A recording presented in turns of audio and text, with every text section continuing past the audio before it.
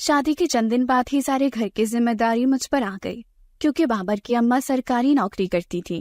شادی سے پہلے مجھے اس بات کا علم نہ تھا کہ میری ساس پیشے کے اعتبار سے ہیلتھ ورکر ہیں۔ صبح کو گھر سے نکلی تھکی ہاری شام کو گھر واپس آتی۔ بابر کے بڑے بھائی اپنی فیملی کے ساتھ اوپر والے پورشن میں مقیم تھے۔ زہرا بھابھی بہت خاموش طبیعت کی تھی۔ اماں اور زہرا بھابھی کی آپس میں بنتی بھی نہ تھی۔ دونوں ہر وقت ایک دوسرے کے ساتھ لڑنے جھگڑنے کے لیے تیار رہتی تھی۔ یہی وجہ تھی کہ زہرا بھابھی ہمارے پورشن میں بہت کم آتی تھی۔ اماں کے چلے جانے کے بعد میں سارا دن گھر میں اکیلی ہی رہتی تھی۔ بابر کی ایک بہن شگفتہ تھی جو سب سے بڑی تھی۔ ان کی شادی کو 10 سال گزر گئے تھے، لیکن وہ ابھی تک بے اولاد تھی۔ وہ بھی اسی محلے میں رہتی تھی۔ دن میں تو وہ ہمارے گھر نہ آتی، لیکن شام کو ایک چکر ضرور لگاتی تھی۔ شام کو آنے کا مقصد یہ ہوتا تھا کہ وہ اپنی ماں سے بھی مل سکے، کیونکہ دن کے وقت تو ان کی ماں گھر پر نہیں ہوتی تھی۔ میں نے خود کو گھر کے کام کاج میں مصروف کر لیا تھا۔ فرصت کے اوقات میں زہرا بھابھی کے پاس بیٹھ جاتی تھی، لیکن وہ زیادہ تر فون پر مصروف رہتی یا ٹی وی پر کوئی ڈرامہ دیکھ رہی ہوتی تھی۔ زیادہ بات چیت نہ کرتی تھی، اس لیے میں نے ان کے پاس بھی جانا چھوڑ دیا تھا۔ میرا تعلق ایک بڑی فیملی سے تھا۔ میرے ابا کے 3 بھائی تھے اور ہم سب ایک ہی گھر میں رہتے تھے۔ ایک بڑی فیملی سے نکل کر بالکل تنہا وقت گزارنا میرے لیے بہت مشکل تھا۔ بابر کی شہر میں کپڑے کی دکان تھی۔ وہ صبح جاتے اور شام کو گھر واپس آتے تھے۔ آج اتوار کا دن تھا، اماں کو چھٹی تھی، لیکن اس وقت میری حیرت کی انتہا ہی نہ رہی جب صبح سویرے ہی اماں جاگ اٹھی اور تیزی سے گھر کی صفائی کرنے لگی۔ میرا خیال تھا کہ وہ آج دیر تک آرام کریں گی، پورے ہفتے کی تھکاوٹ اتاریں گی، لیکن وہ تو معمول سے بھی جلدی اٹھی تھی۔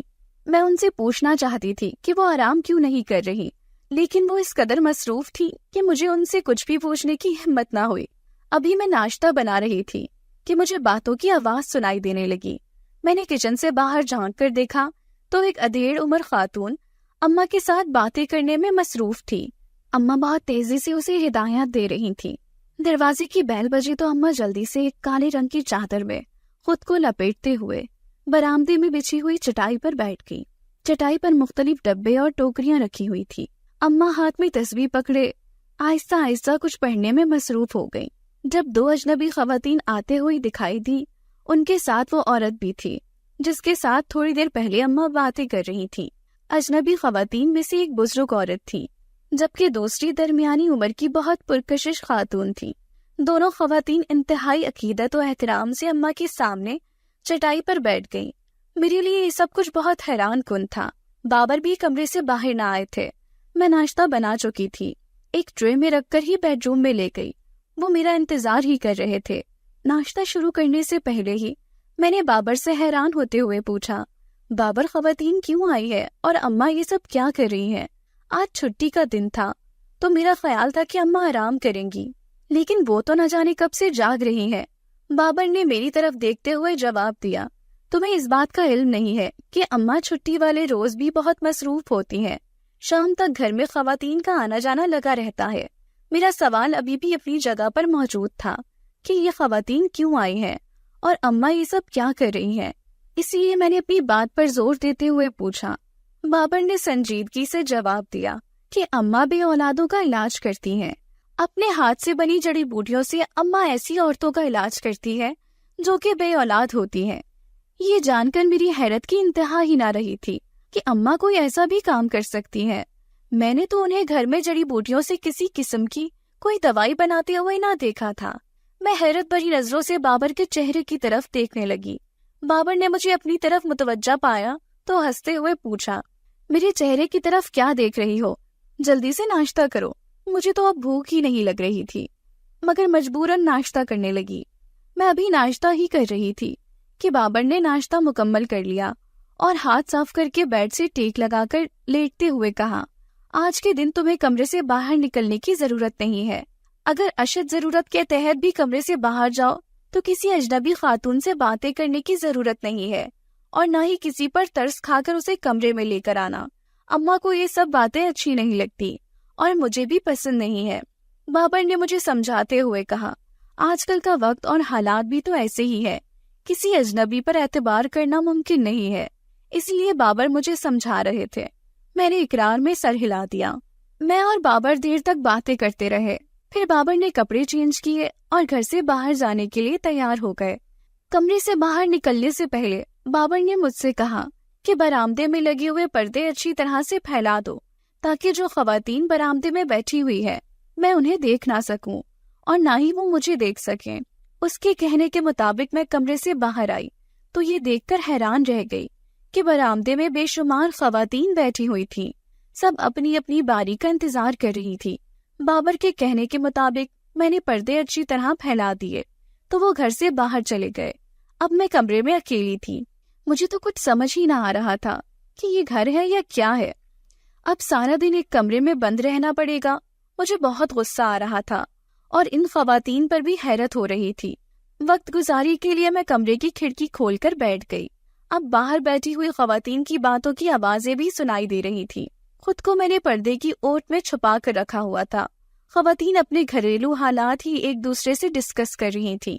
یہ بات مجھے بہت حیران کر رہی تھی کہ اکثر خواتین ہاتھ میں پانی کی ایک بوتل پکڑ کر گھر کے کونے میں بنے ہوئے واش روم کی طرف جا رہی تھی۔ کچھ دیر بعد جب واپس آتی تو ان کے گیلے بال دیکھ کر اندازہ ہوتا کہ وہ نہا کر آئی ہیں۔ یہ سمجھنے میں مجھے دیر نہ لگی تھی کہ وہ دم کیے ہوئے پانی سے نہاتی ہیں۔ شاید اماں انہیں کوئی مخصوص پانی دیتی ہے جن پر انہوں نے کوئی مخصوص عمل کیا ہوتا ہے۔ خوبصورت سی لڑکی کو گیلے بالوں کو کپڑے میں لپیٹتے ہوئے دیکھ کر میں نے سوچا نہ جانے یہ کن گھروں کی عورتیں تھیں جو اپنا علاج ڈاکٹر سے نہ کرواتی بلکہ اماں کے پاس آ رہی تھی۔ میری ساس ماں ہیلتھ ورکر تھی، کوئی لیڈی ڈاکٹر نہ تھی، لیکن انہوں نے خدا جانے کون سا ایسا نسخہ حاصل کیا ہوا تھا جس کی وجہ سے خواتین کی ایک بڑی تعداد ان کے پاس آتی تھی۔ وہ خواتین کا علاج بھی کرتی تھی۔ مجھے یہ سب کچھ مناسب نہیں لگ رہا تھا، لیکن اتنی زیادہ تعداد میں خواتین کو دیکھ کر مجھے ایسا لگ رہا تھا کہ اماں کے ہاتھ میں کوئی ایسا نسخہ ضرور ہے جس کی افادیت کو ماننے سے انکار نہیں کیا جا سکتا۔ خواتین کو فائدہ ہوتا ہوگا، تبھی تو وہ آ رہی ہے۔ ادھر ادھر بیٹھی ہوئی خواتین کو دیکھ کر میں نے خود سے کہا۔ شام تک یہ سلسلہ چلتا رہا۔ شام کے بعد اماں تو اٹھ کر بستر پر لیٹ گئیں۔ سارا دن ایک ہی جگہ پر بیٹھے رہنے کی وجہ سے وہ بہت زیادہ تھک چکی تھی۔ کام کرنے والی ادھیڑ عمر خاتون رضیہ جلدی سے اماں کے لیے چائے بنا کر لائی۔ اب وہ گھر کی صفائی میں مصروف تھی۔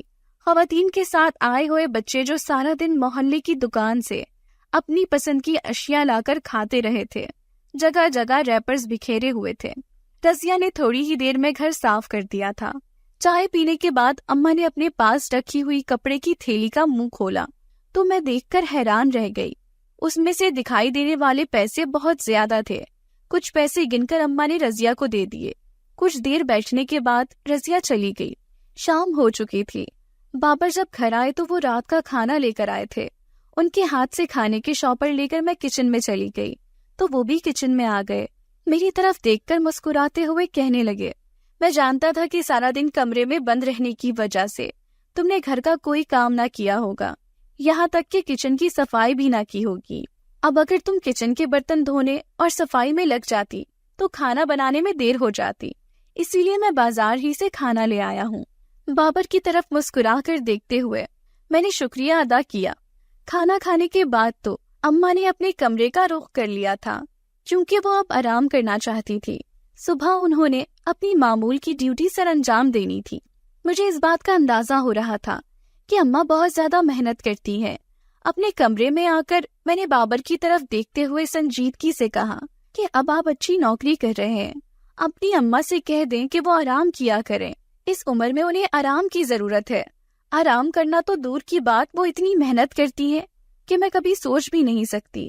پورا ہفتہ وہ اپنی ڈیوٹی سر انجام دیتی ہیں، گلی گلی اور محلوں میں پھرتی رہتی ہیں۔ ہفتے میں ایک دن آرام کا ہوتا ہے، اس دن بھی وہ آرام نہیں کرتی۔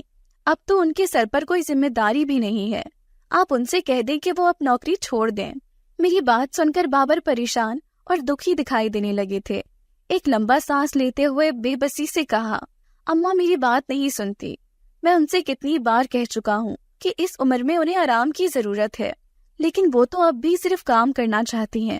بابر کو تسلی دیتے ہوئے میں نے کہا، انہیں اب کام کرنے کی عادت پڑ چکی ہے، اسی لیے وہ گھر پر آرام نہیں کرنا چاہتی اور کام کرنا چاہتی ہیں۔ آپ انہیں کام کرنے سے منع نہ کریں، صرف ان سے یہ کہہ دیں کہ وہ اپنے سر پر سے ذمہ داریاں کم کر دیں۔ میری بات سن کر بابر مسکرانے لگے اور ہنستے ہوئے کہا، تم ٹھیک کہہ رہی ہو، میں انہیں سمجھانے کی کوشش کروں گا۔ ابا کی وفات کے بعد انہوں نے ہم سب کا بہت خیال رکھا ہے۔ میرے دادا اور دادی بہت بوڑھے تھے، اماں نے ان کی بھی بہت خدمت کی ہے، ان کی ہر ضرورت کا خیال رکھتی تھی، کبھی انہیں یہ احساس نہ ہونے دیا کہ وہ ان کی بیٹی نہیں بہو ہے، اس لیے تو اب وہ آرام سے بیٹھ نہیں سکتی۔ صبح سویرے ہی اماں اپنی ساتھی لیڈی ہیلتھ ورکر کے ساتھ گھر سے نکل گئی تھی۔ مجھے ان کی ہمت کو داد دینے کا جی چاہ رہا تھا، وہ واقعی ہی بہت محنتی عورت تھی، میں نے کبھی انہیں تھکاوٹ کا شکار نہ دیکھا۔ بابر کے جانے کے بعد میں اپنی روزمرہ کے کاموں میں مصروف ہو گئی۔ خلاف توقع آج زہرا بھابی ہمارے پورشن میں آ گئی تھی۔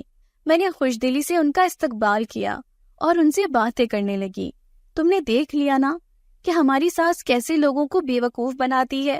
میں کتنی بار صابر سے کہہ چکی ہوں کہ اپنی ماں سے کہہ دیں کہ اب یہ ڈرامے بند کر دیں۔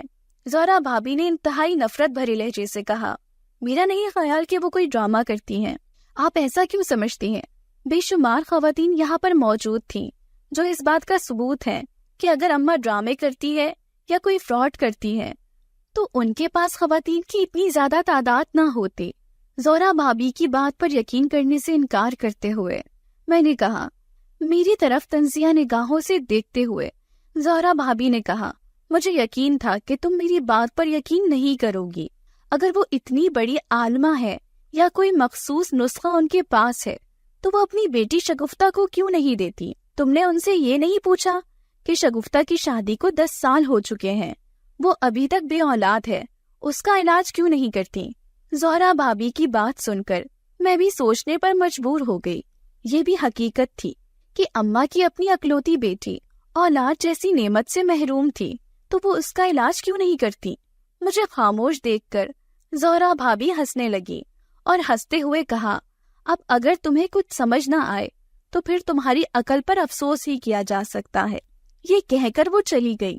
میں سارا دن ان کی کہی گئی باتوں کے بارے میں سوچتی رہی، مجھے تو کچھ سمجھ ہی نہ آ رہا تھا۔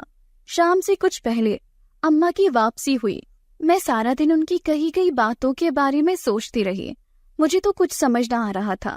شام سے کچھ پہلے اماں کی واپسی ہوئی تو میں نے انہیں جلدی سے چائے بنا کر دی۔ وہ ابھی چائے پی رہی تھی کہ شگفتہ آ گئی۔ شگفتہ کو دیکھ کر ہنستے ہوئے اماں نے کہا، اچھا ہوا تم آ گئی ہو، میں ابھی تمہارے بارے میں ہی سوچ رہی تھی۔ اماں کے قریب بیٹھتے ہوئے ہی سنجیدگی سے شگفتہ نے جواب دیا، میں تو کل بھی آپ سے ملنے کے لیے آنا چاہ رہی تھی، لیکن آپ کے منع کرنے کی وجہ سے ہی میں نہ آ سکی۔ میں جانتی تھی کہ گھر میں خواتین کا رش لگا ہوگا، ایسے میں آپ مجھے گھر میں دیکھ کر غصہ ہو جاتی۔ اماں اور شگفتہ آپس میں باتیں کر رہی تھی، میں شگفتہ کے لیے بھی چائے لے آئی۔ شگفتہ آج بہت خاموش اور اداس دکھائی دے رہی تھی۔ شگفتہ کے چہرے کی طرف دیکھتے ہوئے اماں نے پوچھا، آج تم بہت خاموش ہو اور اداس بھی لگ رہی ہو، سب خیریت ہے نا؟ طاہر کی صحت ٹھیک ہے؟ اماں کا سوال سن کر شگفتہ رونے لگی تو ہم دونوں حیران ہو کر اس کی طرف دیکھنے لگیں۔ اس نے روتے ہوئے جواب دیا کہ کیا ٹھیک ہو سکتا ہے، آپ خود ہی سوچ کر بتائیں کہ 10 سال ہو چکے ہیں میری شادی کو، لیکن ابھی تک میری گود خالی ہے۔ طاہر کب تک انتظار کرے گا؟ اس کی ماں اٹھتے بیٹھتے یہ مشورہ دے رہی ہے کہ میں کبھی ماں نہیں بن سکوں گی، وہ ہمیشہ بے اولاد ہی رہے گا۔ طاہر کو دوسری شادی کر لینی چاہیے۔ آپ خود ہی بتائیں ان حالات میں خوش کیسے رہا جا سکتا ہے؟ شگفتہ کی بات سن کر اماں نے بے بسی سے آنکھیں بند کر لی اور کہا، تم اپنی ساس اور شوہر دونوں کو سمجھانے کی کوشش کرو کہ وہ اللہ تعالیٰ کے شریک بننے کی کوشش نہ کریں۔ اولاد، زندگی اور موت کسی کے اختیار میں نہیں ہے، انسان کے ہاتھ میں یہ سب کچھ بالکل نہیں، پھر وہ کسی انسان کو کیسے قصوروار ٹھہرا سکتے ہیں؟ چائے کا کپ میز پر پٹکتے ہوئے شگفتہ نے کہا، میں ان سے یہ باتیں بار بار کرتی ہوں لیکن وہ میری کسی بات پر کان نہیں رکھتے اور مجھ سے یہ ضرور پوچھتے ہیں کہ جب تمہاری ماں دنیا بھر کی بے اولاد عورتوں کا علاج کرتی ہے تو وہ تمہارا علاج کیوں نہیں کر رہی؟ اب آپ خود ہی بتائیں میں انہیں کیا جواب دوں؟ شگفتہ کا لہجہ انتہائی غصیلا تھا۔ میں نے تم سے پہلے بھی کہا تھا اور اب بھی کہہ رہی ہوں کہ تمہیں علاج کی کوئی ضرورت نہیں ہے، جب اللہ تعالیٰ نے چاہا وہ تمہیں اولاد دے دے گا۔ بار بار میرے سامنے یہ بات مت کیا کرو تمہیں کیوں سمجھ نہیں آتی؟ شگفتہ کے غصے کو نظر انداز کرتے ہوئے اماں نے کہا۔ ایک لمبا سانس لے کر شگفتہ اپنے غصے کو کنٹرول کرنے کی کوشش کر رہی تھی۔ دونوں ہاتھوں سے سر تھام کر بیٹھ گئی اور اماں کی طرف دیکھتے ہوئے غصے سے کہا، آپ مجھے پاگل سمجھتی ہیں، ہر بار یہی جواب دیتی ہے کہ مجھے علاج کی ضرورت نہیں ہے۔ اب ان باتوں سے میرے سسرال والے قابو میں نہیں آئیں گے۔ میں ایک بات آپ کو سچ سچ کہہ رہی ہوں، اگر طاہر نے دوسری شادی کر لی تو میں خودکشی کر لوں گی، لیکن آپ کے گھر واپس نہیں آؤں گی۔ میں نہیں جانتی کہ آپ کو مجھ سے کیا دشمنی ہے، کس چیز کا بدلہ مجھ سے لے رہی ہیں۔ اب تو میری ساس یہ کہتی ہے کہ تمہاری ماں ڈرامے کرتی ہے، لوگوں کو دھوکہ دیتی ہے، ساری زندگی حرام پیسے کما کما کر اپنے بچوں کو پالا ہے۔ آپ خود ہی بتائیں کہ میں ان کی یہ باتیں کیسے برداشت کروں؟ شگفتہ نے انتہائی تکلیف اور دکھی لہجے سے کہا، تمہیں ان کی کوئی بات برداشت کرنے کی ضرورت نہیں ہے۔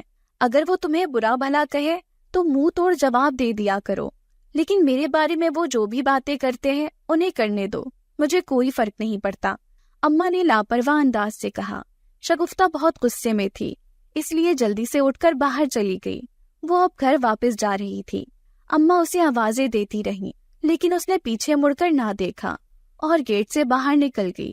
اسے گیٹ سے باہر جاتے دیکھ کر اماں نے افسوس بھرے لہجے سے کہا، ایک تو یہ لڑکی بہت زیادہ جذباتی ہے، ہر وقت ہی غصے میں رہتی ہے۔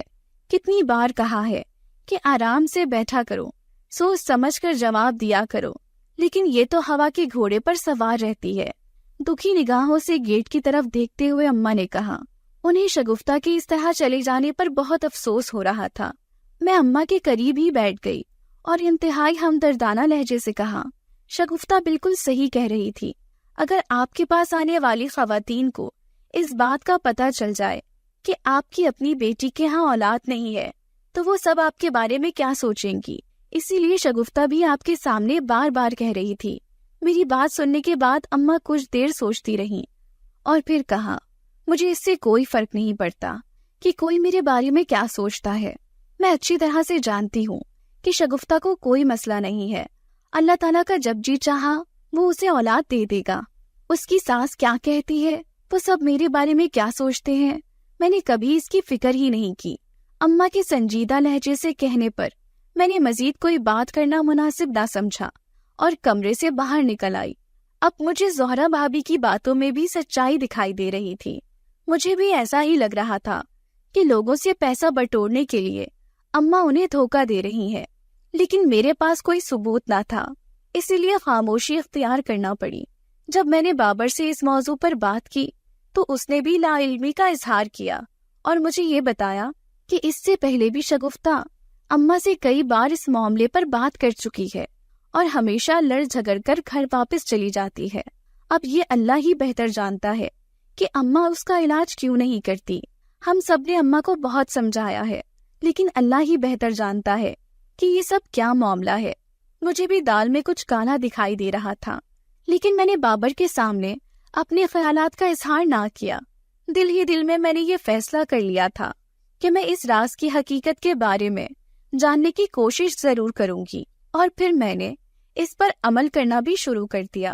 اماں کی غیر موجودگی میں نے اماں کے کمرے کی تلاشی لی، لیکن مجھے وہاں کوئی خاص چیز نہ ملی، کیونکہ ان کے کمرے کی الماری بند تھی اور اسے تالا لگا ہوا تھا۔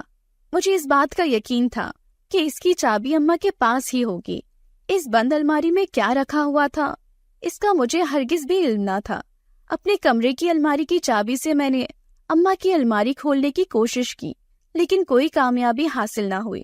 مایوس ہو کر میں اپنے کمرے میں آ گئی۔ مجھے یقین تھا کہ اگر میں اس الماری کو کھولنے میں کامیاب ہو جاتی تو اماں کی حقیقت کے بارے میں پتہ چل جاتا۔ وہ لوگوں سے فراڈ کر رہی تھی یا سچ میں ان کے پاس کوئی علم تھا۔ میں نے ہمت نہ ہاری اور اب کسی ایسے موقع کی تلاش میں تھی جہاں اس الماری کی چابی میرے ہاتھ میں لگ جائے اور میں حقیقت کے بارے میں جان سکوں۔ شگفتہ 2 دن تک ہمارے گھر نہ آئی۔ وہ اماں سے ناراض ہو کر گئی تھی۔ 2 دن کے بعد اماں جب اپنی ڈیوٹی سے واپس لوٹی تو انہوں نے فون کر کے شگفتہ کو گھر آنے کے لیے کہا۔ تھوڑی دیر بعد ہی شگفتہ ہمارے گھر آ گئی، لیکن پچھلی بار کی طرح اس بار بھی بہت پریشان اور اداس تھی۔ اماں نے اس سے کچھ بھی نہ پوچھا، لیکن وہ خود ہی اپنے گھریلو حالات کے بارے میں بتانے لگی۔ اب اس کی ساس جلد سے جلد اس کے شوہر کی دوسری شادی کرنا چاہتی ہیں تاکہ وہ اپنے بیٹے کو خوش دیکھ سکیں۔ شگفتہ نے اب پہلے کی طرح ہنسنا اور بولنا بھی چھوڑ دیا تھا۔ وہ اس سب کا قصوروار اماں کو سمجھ رہی تھی۔ بات بات پر اماں سے لڑتی اور رونے لگ جاتی تھی۔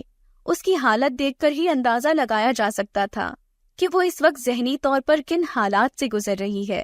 اسی لیے اماں اس کی کسی بھی بات کا برا نہیں مان رہی تھی اور نہ ہی اسے کچھ کہہ رہی تھی۔ وہ روتے ہوئے اپنی دل کی بھڑاس نکالتی رہی اور پھر تھوڑی دیر کے بعد اٹھ کر اپنے گھر واپس چلی گئی۔ اس کے جانے کے بعد اماں نے بے بسی سے اپنا سر تھام لیا۔ ان کی آنکھوں سے آنسو بہہ نکلے تھے جنہیں وہ مجھ سے چھپانے کی کوشش کر رہی تھی۔ ان کے قریب بیٹھ کر میں نے انہیں تسلی دیتے ہوئے کہا کہ آپ کیوں پریشان ہو رہی ہیں؟ وہ اس وقت شدید پریشان تھی، اسی لیے آپ سے لڑ جھگڑ کر واپس چلی گئی ہے۔ اماں نے اپنا چہرہ کپڑے کی مدد سے صاف کیا اور بے بسی سے میری طرف دیکھتے ہوئے کہا، کیا ایسا ممکن ہے کہ کوئی ماں اپنی بچی کی خوشیاں نہ چاہتی ہو؟ میں بھی یہی چاہتی ہوں کہ میری بیٹی اپنے گھر میں بہت خوش رہے اور پرسکون زندگی گزارے، لیکن وہ تو خود ہی پرسکون نہیں رہنا چاہتی۔ تم ہی بتاؤ کہ میں کیا کروں؟ اماں کے لہجے میں دکھ بول رہا تھا جسے میں نے محسوس کر لیا تھا، اس لیے جلدی سے کہا، اس بات کا مجھے یقین ہے کہ آپ انہیں خوش دیکھنا چاہتی ہیں۔ وہ بھی اس بات کو سمجھتی ہیں کہ آپ کو ان سے کوئی دشمنی نہیں ہے، لیکن بات پھر وہی ہے کہ آپ لوگوں کا علاج کرتی ہیں، آپ کی وجہ سے لوگوں کے گھروں میں خوشیاں ہیں، تو آپ کی بیٹی خوشیوں سے کیوں محروم ہے؟ آپ اس کا علاج بھی کرتے ہیں۔ میں نے اماں کی طرف دیکھتے ہوئے سنجیدگی سے کہا۔ میری بات سن کر وہ بے بسی سے میری طرف دیکھنے لگی اور مسکراتے ہوئے کہا، جب کوئی انسان اختیار رکھتا ہے تو اس کی یہی خواہش ہوتی ہے کہ وہ سب سے زیادہ اپنے گھر والوں کو آسانی عطا کرے۔ عام انسانوں کی طرح میں بھی یہی چاہتی ہوں کہ میری بیٹی اور بیٹا دونوں زندگی میں کامیاب رہیں، کبھی کوئی مسئلہ یا تکلیف ان کے قریب نہ آئے، لیکن یہ سب معاملے اللہ کے ہاتھ میں ہے، میرے اختیار میں کچھ نہیں ہے۔ اماں کی بات سن کر میں حیرت بھری نظروں سے ان کی طرف دیکھنے لگی اور ان سے پوچھا کہ آپ کے پاس تو اختیار موجود ہے، اللہ تعالیٰ نے آپ کے ہاتھ میں شفا رکھی ہے، تو پھر آپ اس اختیار کو اپنے گھر میں کیوں نہیں استعمال کر رہی؟ آپ کے پاس اگر کوئی ہنر ہے، کوئی نسخہ ہے، تو اسے سب سے پہلے اپنے گھر والوں کے لیے استعمال کریں۔ لیکن یہ تو اچھی بات نہیں ہے کہ آپ کے گھر میں اتنا بڑا مسئلہ کھڑا ہو چکا ہے، آپ کو اس کی کوئی پرواہ نہیں، اور آپ اب بھی دوسروں کے علاج پر متوجہ ہیں اور اپنی بیٹی کو نظر انداز کر دیا ہے۔ ذہن میں آ جانے والے تمام سوالات میں نے اماں کے سامنے رکھ دیے تھے۔ سر جھکائے اماں کچھ دیر خاموش بیٹھی رہیں۔ جب انہوں نے سر اٹھا کر دیکھا تو میں بھی حیرت زدہ رہ گئی۔ ان کی آنکھوں سے آنسو بہ رہے تھے۔ ان کی یہ حالت دیکھ کر میری دل کو تکلیف ہوئی تھی، شاید میرے الفاظ سے انہیں تکلیف پہنچی ہے اور وہ دکھی ہو گئی ہیں۔ ان کے چہرے کی طرف دیکھتے ہوئے میں نے شرمندگی سے نگاہیں جھکا لی۔ مجھے نگاہیں جھکاتا دیکھ کر وہ تھوڑا سا مسکرائی اور میری طرف دیکھ کر کہنے لگی، تم نے جو کچھ کہا بالکل ٹھیک کہا ہے، اس میں کچھ بھی غلط نہیں ہے۔ مجھے سب سے پہلے اپنے گھر کو دیکھنا چاہیے، لیکن تمہیں شاید علم نہیں ہے کہ میں کتنی مجبور ہوں، میرے ہاتھ بندھے ہوئے ہیں۔ اگر میں مجبور نہ ہوتی تو کبھی اپنی بیٹی کو اس گھر سے مایوس نہ بھیجتی۔ اماں انتہائی بے بسی سے کہہ رہی تھی۔ مجھے خود پر غصہ آ رہا تھا کہ میں نے ایسی بات کیوں کی، لیکن اب پچھتاوے کے سوا کوئی راستہ نہ تھا کیونکہ الفاظ واپس نہیں آ سکتے۔ اماں کھوئے ہوئے لہجے میں مجھے بتانے لگی کہ میری نانی بہت نیک اور پرہیزگار خاتون تھی، ہر وقت باوضو رہتی اور عبادت کرتی رہتی۔ میں اگر اپنے بچپن کو یاد کروں تو مجھے اپنی نانی صرف عبادت کرتے ہوئے ہی دکھائی دیتی۔ میں نے اپنی ماں سے پوچھا کہ نانی ہر وقت سفید کپڑوں میں ملبوس عبادت کرتی رہتی ہیں، کیا انہیں اور کوئی کام نہیں ہے؟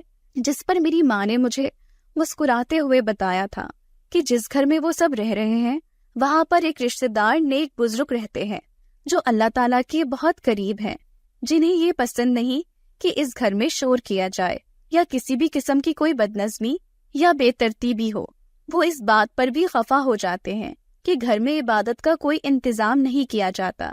یہی وجہ ہے کہ نانی اماں ہر وقت باوضو اور عبادت میں گزار دیتی۔ اس وقت مجھے کچھ بھی سمجھ نہ آیا۔ اتنی گہری باتوں کو میں کیسے سمجھ سکتی تھی؟ ان بزرگوں نے نانی اماں سے خوش ہو کر انہیں ایک ایسا جادوئی نسخہ عطا کیا تھا جس سے وہ بے اولاد جوڑوں کا علاج کرتی تھی۔ وہ روحانی بزرگ جو رشتے میں نانی اماں کے دور پار کے رشتے دار تھے، انہوں نے جب یہ نسخہ اور روحانی وظائف نانی اماں کو دیے تب ایک پابندی عائد کی تھی کہ یہ سب کچھ خدمت خلق کے طور پر کرنا ہے، یہ سب وہ اپنے فائدے کے لیے استعمال نہیں کر سکتے۔ نانی اماں نے ان سے یہ وعدہ لیا تھا کہ وہ اس نسخے اور روحانی وظائف کو کبھی اپنے فائدے کے لیے استعمال نہیں کریں گی۔ نانی اماں کے بعد میری اماں جلد ہی اس دنیا سے وفات پا گئی تھی۔ تب میری عمر 16 برس تھی۔ 2 سال بعد ہی میری شادی ہو گئی۔ مرنے سے پہلے نانی اماں اپنی یہ ذمہ داری مجھے سونپ گئی تھی، لیکن ان کے کہنے کے مطابق میں اسے اپنے فائدے کے لیے استعمال نہیں کر سکتی۔ تو پھر تم خود ہی بتاؤ کہ میں شگفتہ کا علاج کیسے کر سکتی ہوں، جبکہ میں نے وعدہ کیا ہوا ہے کہ اس سے صرف دکھی انسانیت کی ہی خدمت کرنی ہے۔ اماں کے لہجے میں بے بسی تھی۔ اب مجھے احساس ہو گیا تھا کہ وہ نوکری کیوں نہ چھوڑ رہی تھی، کیونکہ وہ اپنی محنت سے اپنی زندگی گزار رہی تھی، ہاتھ پر ہاتھ رکھ کر کچھ نہ کر سکتی تھی۔ مجھے اپنے آپ سے شرمندگی محسوس ہو رہی تھی کہ میں نے ان کے بارے میں کیا کچھ غلط سوچا، جبکہ وہ تو انتہائی نیک اور شریف عورت تھی۔ مجھے آپ کی مجبوری سمجھ آ گئی ہے، لیکن آپ شگفتہ کی ماں ہیں، اس کے لیے دعا تو کر سکتی ہیں اور اسے اپنی مجبوری کے بارے میں بھی تو بتا سکتی ہیں۔ میں نے مشورہ دیتے ہوئے کہا۔ میں نے اسے کئی بار سمجھانے کی کوشش کی ہے، لیکن اسے میری بات سمجھ نہیں آتی۔ لیکن تم نے ٹھیک کہا کہ میں اس کے لیے دعا کروں۔ میں اس کے لیے ہر وقت دعا کرتی ہوں۔ مجھے امید ہے کہ اللہ تعالیٰ جلد ہی اس کی امید پوری کر دے گا اگر وہ صبر کرے گی اور اللہ تعالیٰ سے مدد مانگے گی۔ لیکن وہ تو بہت بے صبری ہے، لڑنے مرنے کے لیے تیار ہو جاتی ہے۔ اپنی ساس کی اصل حقیقت جاننے کے بعد میرے دل میں ان کا مقام اور بڑھ گیا تھا۔ اب میں بھی جی جان سے ان کی خدمت کرتی تھی اور کوشش کرتی تھی کہ انہیں میری طرف سے کوئی تکلیف نہ ہو۔ ایک روز شام کے وقت شگفتہ گھر داخل ہوئی تو بہت خوش دکھائی دے رہی تھی۔ جلدی سے آگے بڑھ کر اماں کے گلے سے لگ گئی اور زاروں قطار رونے لگی۔ وہ بار بار اماں سے معافی مانگ رہی تھی اور شرمندہ بھی ہو رہی تھی۔ بہت مشکل سے اسے چپ کروایا تو اس نے انتہائی شرمیلی سی مسکراہٹ چہرے پر سجاتے ہوئے بتایا کہ وہ ماں بننے والی ہے۔ اماں تو خوشی سے شکرانے کے نوافل ادا کرنے لگی۔ شگفتہ بہت خوش تھی۔ مجھے اماں کی بات یاد آ رہی تھی کہ اللہ تعالیٰ اس کی امید ضرور پوری کرے گا۔ صرف اللہ تعالیٰ سے ہی امید رکھنی چاہیے۔